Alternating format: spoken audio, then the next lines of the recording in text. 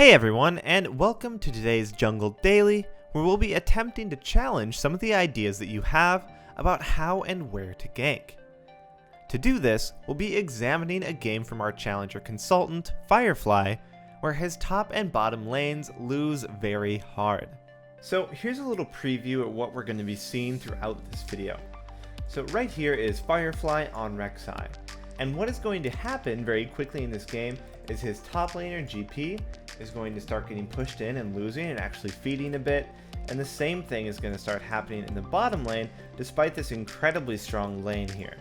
So both his top and bottom lanes are going to be feeding and not doing well, while his mid lane goes more or less even and gets a little bit of pressure.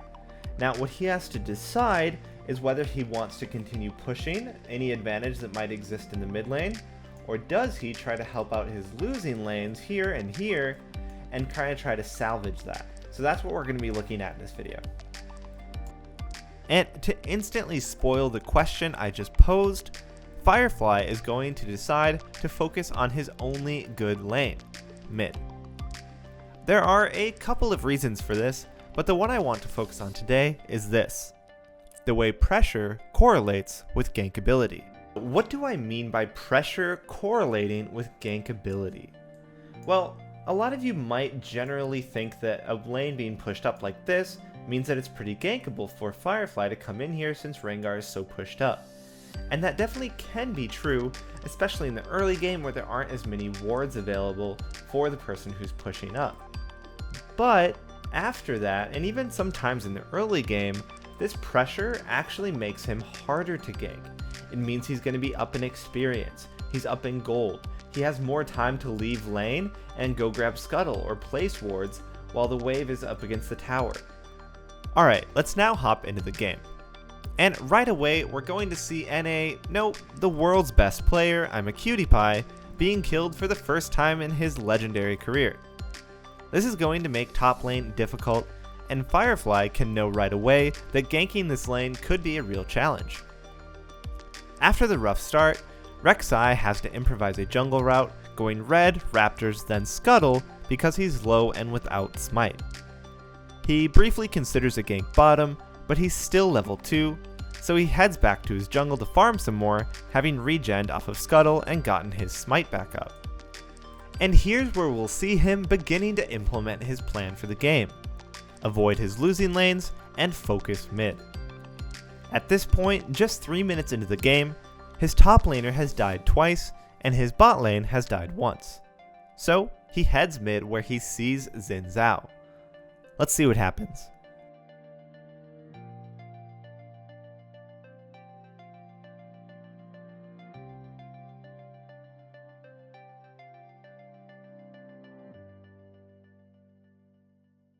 Great, so Xin, despite his 2 other winning lanes, tried to gank mid, and remember what we talked about earlier? If we look at this closely, we can see once again how pressure affects gankability, just like we were talking about earlier. So first off, a couple of things go wrong here for Xin Zhao. First, he's warded out, and that's something that we mentioned. When someone is pushing up in lane like Victor was in this scenario, not only is he free to go off and ward, but his jungler is more likely to ward for him because he knows that he's exposed if he doesn't have vision. So it was actually Rek'Sai who placed the ward here that allowed them to see Xin Zhao moving up and through the river. Now, not only that, but the pressure allowed him to collapse with Rek'Sai onto Xin Zhao while Xerath was sitting here in lane farming. So not only is this an example of good play from Rek'Sai to play to his winning lane, but it's also a clear example of a mistake from Xin. Making an aggressive play around your only losing lane is really just a risky way to let the enemy team back into the game when you don't need to because you have 2 winning lanes. So Rek'Sai now has a clear path in this game. Pound middle, get Victor ahead, then let that advantage spread to his other lanes. And if we jump ahead about 2 minutes, we can see Firefly preparing for another gank mid after some farming and a trip to base. Now, right away, we're going to see him make a good decision: to steal wolves. Seeing Xin in the bot lane, he knows that there's no risk here, but he's also stalling, waiting for this wave to crash into the tower for a dive. Now, right after the good decision to take wolves, he's going to make a mistake, and Firefly agreed that this was a mistake. He heads to Gromp. This is greedy.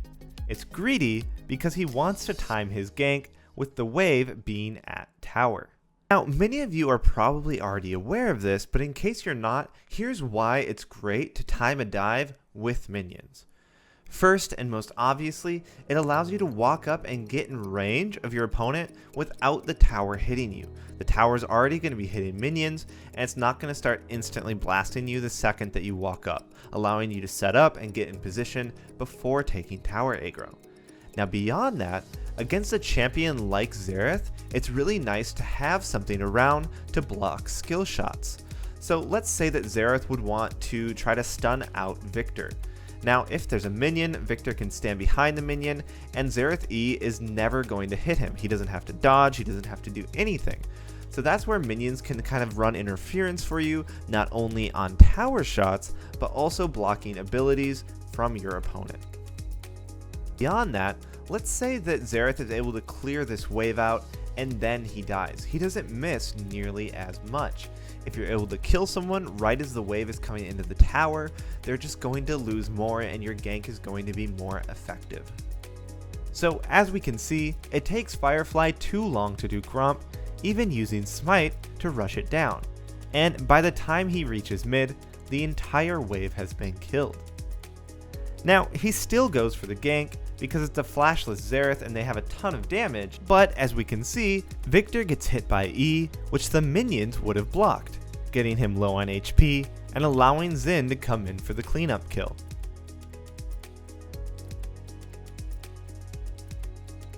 At the end of the day, it's still a 2-for-1 in the red team's favor, but had he gone earlier instead of doing Gromp, they would have easily killed Xerath cleanly, and Xerath would have missed even more minions.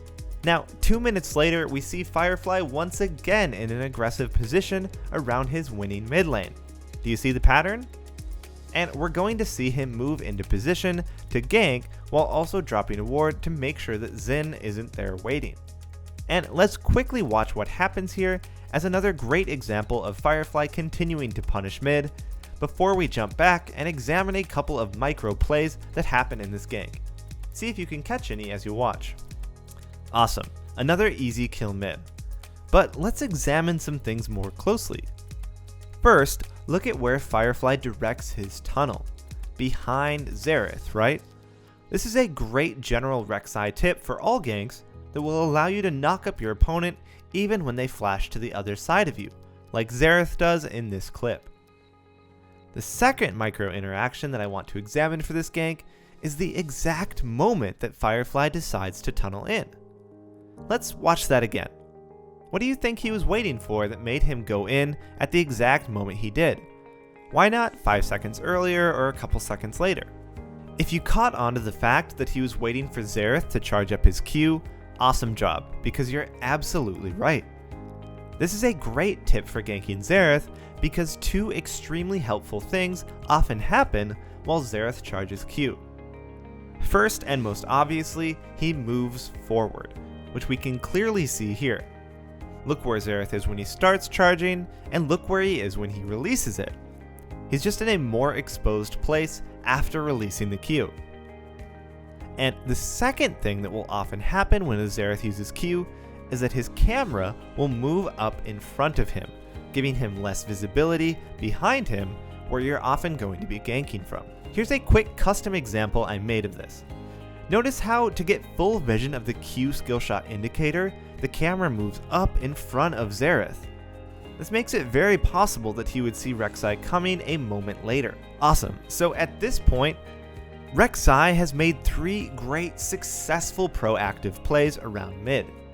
He has drawn the enemy jungler to the lane with his pressure, helping out his other lanes by ignoring them. There are some situations in which you can't play this way, but as a general rule, this is a great plan of attack for when you have 2 losing lanes. Alright, that's it for today. Thanks so much for watching, and as always, let me know if you have any questions and I'll be sure to answer them. Thanks.